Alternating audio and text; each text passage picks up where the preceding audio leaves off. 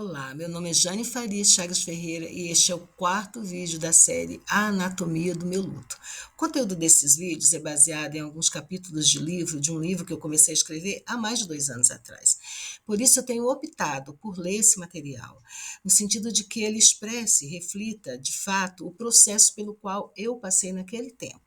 Mas, ao revisitar esses conteúdos, esses manuscritos, esses escritos para gravar os vídeos, eu tenho me emocionado em ver como Deus esteve presente, transformando o meu pranto em gratidão. E eu gostaria também de conhecer a sua história. Registre aqui nos comentários, deixe aqui um pouco da sua história, deixe-me saber sobre você, o que tem acontecido na sua vida, como você tem vivenciado o seu luto, de como esses vídeos fazem ou não sentido para você. Nós estamos formando uma rede de mulheres intercessoras no WhatsApp. Se você quiser participar desse movimento, desse projeto, acesse o link aqui embaixo desse vídeo. Inscreva-se no canal, ative o sininho para receber automaticamente novos conteúdos e não se isole, nós estamos aqui para cuidarmos umas das outras. No próximo dia 30 de novembro, nós estamos planejando nos encontrarmos, termos um encontro virtual online, né, na sala do Meet. Então, veja no card o endereço para participar, vai ser no dia 30 de dezembro, das 20 às 21 horas. É um tempo que nós queremos compartilhar com você um pouco da nossa história, mas também orarmos umas pelas outras. Eu quero compartilhar nesse vídeo alguns textos do livro Estou Sofrendo. Deus tem uma resposta para o sofrimento humano? Ele foi escrito pelo pastor Pascoal Piragini, o livro é baseado na história de Jó e traz resposta a questões sobre o sofrimento e o encorajamento para atravessar as lutas que nós não entendemos. Ler esse livro trouxe alívio em meio à minha dor e eu recomendo, se você puder, compre e leia esse livro também. Nós vamos falar nesse vídeo sobre o choro que nos transforma. O choro, como a alegria, o medo, a raiva, são emoções associadas a comportamentos que são considerados universais. Estão presentes em todas as culturas e é parte, né, da vida, do cotidiano do ser humano. Nós podemos chorar por muitos motivos, por causa de uma dor, por causa da alegria, de remorso, de medo, de raiva. As lágrimas, às vezes, escorrem por conta da compaixão, da empatia, da solidariedade, ou por uma surpresa agradável. Não se trata de uma fragilidade, como algumas pessoas pensam, mas é sim sensibilidade. As lágrimas, elas liberam uma descarga de hormônios, adrenalina e noradrenalina, e algumas substâncias, por exemplo, como o cortisol, e que, por sua vez, gera endorfinas e analgésicos naturais. É por isso que quando a gente chora, a gente se sente aliviado, a gente se sente mais relaxado, menos estressados, menos tensos. O choro ao longo do luto é como uma saudade que transborda, sem a gente querer muitas vezes. A lembrança e o medo de não lembrar, as possibilidades e as impossibilidades, as novidades e as coisas que nós queríamos que permanecesse, temos muitos motivos para chorar. Eu ouvi de algumas viúvas que a gente se acostuma com o choro, que ele acaba fazendo parte da nossa rotina. Alguns me revelaram que fingem e tentam esconder as lágrimas, aprendendo literalmente a engolir o choro. No velório de uma pessoa amiga, ouvi de uma viúva que participar de um velório é um momento precioso, onde a gente pode chorar sem ter que dar explicação ou inventar desculpas, né, para os olhos inchados e a cara amassada. Mas eu gostaria de enfatizar: não tenha vergonha de chorar. Chorar é legítimo. Chorar é necessário. Não reprima o choro. Não importa quanto tempo se passou, se faz alguns dias, um mês, 2, 3, 4 anos, 10 anos, não tem receita. Não há tempo determinado, nós podemos chorar, podemos expressar os nossos sentimentos, nós podemos reclamar e clamar e lamentar com Deus, mostrar nossa ferida, abrir nosso coração. É possível que as pessoas não entendam o seu choro, nem suas lágrimas, nem o seu sofrimento, mas saiba, Deus se importa. Ele recolhe as nossas lágrimas, ele as registra no seu livro. Isso está escrito lá em Salmo 56, 18. Nas primeiras semanas eu não tive muito tempo para chorar. Eu chorei, mas eu tinha tanta coisa para fazer naquele final de ano. Mas nos primeiros dias de janeiro eu desabei. Eu dormia e acordava chorando. Eu me sentia como descreve Jó no capítulo 16. Costurei veste de lamento sobre a minha pele, enterrei a minha testa no pó. Meu rosto está rubro de tanto eu chorar, e sombras densas circundam os meus olhos. Eu também me senti como o rei Davi em alguns salmos, minhas lágrimas têm sido o meu alimento de dia e de noite, pois me perguntam o tempo todo onde está o seu Deus. Estou exausto de tanto gemer, de tanto chorar, inundo de noite a minha cama, de lágrimas encharco o meu leito. Os meus olhos se consomem de tristeza e fraquejam. Salmo 6, 6 a 7. Nesse tempo, minhas lágrimas eram acompanhadas por uma trilha sonora que eu vou até deixar gravada aqui numa playlist. Cantei no meio das minhas lágrimas muitas vezes, mesmo sem entender, eu confio em ti. Mesmo sem entender, eu sei que tens o melhor para mim, mesmo sem entender. Que é uma canção do Thales Roberto, e uma outra também que ele canta. Se a vitória não consegues enxergar, confia no Senhor e espera nele, confia. Ele faz um milagre, eu vivo de milagres, dessa vez será mais um milagre. E uma outra música também me fez muito sentido para mim. Segura estou nos braços daquele que nunca me deixou. Seu amor perfeito sempre, sempre está perto. As letras desses cânticos continham tudo o que eu não conseguia dizer por mim mesma. Era tudo o que eu queria que Deus soubesse, apesar do meu pranto, da minha dor, do meu sofrimento. Em alguns desses momentos eu me sentia sozinha, com o coração partido em muitos caquinhos. Eu não tinha forças para orar, mas eu cantava, me rendia e declarava que eu tenho um Deus que cuida de mim, no colo de quem eu posso ficar quietinha, esperando o tempo certo de tudo. E a cada dia eu tenho descoberto com todo o meu entendimento, com toda a minha alma, com todo o meu coração, que com toda a minha força, que Deus é um Deus que se compadece, é um Deus que cuida, é um Deus que vê o sofrimento. Deus se importa com a nossa dor. O nosso sofrimento comove o coração dele. Quando o rei Ezequias estava muito doente, à beira da morte, ele recebeu a visita do profeta Isaías, que disse para ele que os dias dele estavam contados. Com essa notícia, o rei virou-se para a parede e ele chorou amargamente.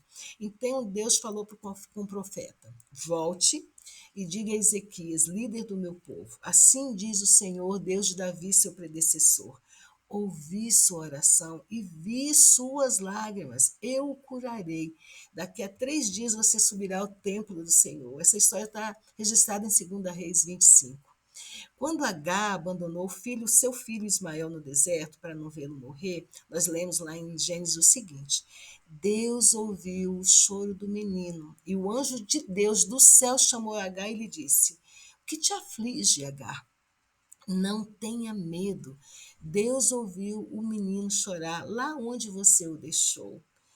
A Bíblia diz que pode uma mulher esquecer-se de seu filho de peito de maneira que não compadeça do filho do seu ventre. Mas ainda que isto aconteça, ainda que esta mulher se esquecesse, eu, todavia, o Senhor, não me esquecerei de ti. Um outro trecho muito lindo também tem a ver com a viúva de Naim, ela ia à frente do cortejo do seu filho único. Aquele era um momento trágico e ela não estava sozinha, com certeza aquela cena ali retratava o desamparo total. E Jesus viu o coração daquela mulher e ficou comovido com a situação daquela viúva, com o que ela estava enfrentando. E Jesus entendia a dor daquele coração, e ele teve compaixão dela. E aí Jesus disse à viúva: não chores mais. E ele ressuscitou o filho dela, aquele filho querido, que representava o seu sustento. Em outro texto também, narrado por Lucas, Jesus chorou quando observou a cidade de Jerusalém. A sua comoção deveu-se ao fato de as pessoas daquele lugar estarem afastadas de Deus e dos seus propósitos. Apesar de Jesus desejar acolher todo aquele povo debaixo de suas asas, como fazem as galinhas com seus pintinhos, aquelas pessoas obstinadamente não reconheciam Jesus como Deus e escolheram viver longe do Messias prometido. Jesus veio para os seus, mas os seus não o receberam. O choro de Jesus era fruto de um amor não correspondido. Jerusalém, como capital da nação, ela estava sendo comparada a uma viúva enlutada que chorava sozinha a dor atroz causada pelo cenário de morte e ruína do passado. Essa mesma cidade que já experimentara a agonia, né, de chorar noite e dia. Jerusalém chorou noite e dia amargamente, né, vítima de sua própria rebeldia. E Jesus estava ali antevendo o futuro daquela cidade. O choro de Jesus era o choro de alguém que tem um coração apaixonado. Ele amou o mundo e amou de tal maneira que morreu em seu lugar, a fim de que a vida eterna se tornasse realidade. Mas os moradores de Jerusalém, como muitos nesse mundo, escolhem a morte. Que coisa louca, né? Escolher a morte, que tanto se teme, e desprezar o amor perfeito de Deus. Reler esse episódio me ensinou que, em meio à nossa dor, nós somos tentados a nos apegarmos à morte, a nos distanciarmos de Deus. Parece desconfortável para a gente aninhar-se debaixo das asas de um Deus que tem todo o poder para curar, mas que não curou. Que podia ter evitado o acidente e não interveio, que podia ter adiado a morte, mas que não prolongou a vida, e que, na pior das hipóteses, poderia ter ressuscitado a pessoa que nós amamos, e não fez. E agora, como se fosse pouco, também não nos livra do sofrimento e nem da angústia. Somos tentadas a agir como o povo de Jerusalém, descrentes do poder de Deus, afastados de suas promessas e desoladas e sucumbidas em nossa religiosidade. Esse tipo de pensamento, de atitude, nos lança em uma espiral descendente de sofrimento e de dor. Mas sabe, nada foge do controle de Deus. Nenhum de seus planos podem ser frustrados. Deus poderia ter evitado o acidente que aconteceu com meu marido? Sim, poderia. Deus poderia ter curado o Edinho daquele trauma craniano? Sim. Ele poderia ter ressuscitado o Edinho mais uma vez? Sim, retumbante, sim. Mas ele não fez. Não porque ele seja mau ou injusto, ou porque quer nos ver sofrer, me ver sofrer. Não, ele é o autor da vida, nada é impossível para ele. E nessa semana, minha filha caçula e eu conversávamos sobre a falta que o Edinho nos faz e de como gostaríamos de compartilhar com ele as nossas conquistas e bênçãos que ele tem nos concedido nesses dias. E nós concordamos que se o Edinho tivesse tido consciência e tempo para pedir a Deus para continuar vivo, Deus o teria ouvido. E nós duas sorrimos, concordando que até com relação a esse detalhe de sua morte, Deus foi perfeito. O segredo para lidar com a dor, com o sofrimento, não é fugir de Deus. Pelo contrário, o segredo é correr para Ele. Na minha aflição, clamei ao Senhor, gritei por socorro ao meu Deus. No seu templo, ele ouviu a minha voz, meu grito chegou à sua presença aos seus ouvidos, diz Davi em Salmo 18,6. E ele continua: eu, porém, clamo a Deus, e o Senhor me salvará. À tarde, pela manhã e ao meio-dia, choro angustiado, e ele ouve a minha voz. Está registrado em Salmo 55, 16, 17. Mudaste o meu pranto em dança, a minha veste de lamento em veste de alegria. O nosso sofrimento não tem um fim em si mesmo, mas é parte de um processo maior, escreve o pastor Piragini no seu livro. Nós precisamos trocar o não foi isso que eu sonhei por qual é o teu projeto para mim agora, Senhor. Ninguém se reinventa prostrado. É preciso estar de pé, na força que vem de Deus, crendo que Ele nos dará coragem e a sabedoria que não temos para descobrir novos caminhos em um mundo que não existe mais.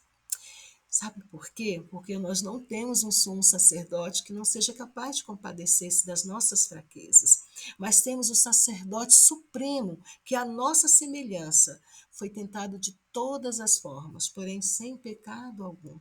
Portanto, acheguemo-nos com toda confiança ao trono da graça, para que recebamos misericórdia e encontremos o poder que nos socorre no momento da necessidade. Está escrito em Hebreus 4, 15 e 16. Confie em Deus. Chore aos pés de Jesus. Entregue as suas lágrimas. E eu tenho certeza que Ele vai consolar o seu coração. e vai trazer para o seu coração uma paz, uma alegria indescritível. Deus se importa com as nossas lágrimas.